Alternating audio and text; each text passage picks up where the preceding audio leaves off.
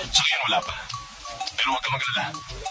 Sa oras na may maiharap ako laban sa'yo, tapos na ang maliligayang araw. Isang magaling at poging aktor ang tampok natin sa bidyong ito. Magaling siyang gumanap bilang leading man sa mga pelikula at kadalasan naman ay kontrabida sa comedy at action film. Tara, samahan niyo akong balikan ang naging karera niya sa pelikulang Pilipino.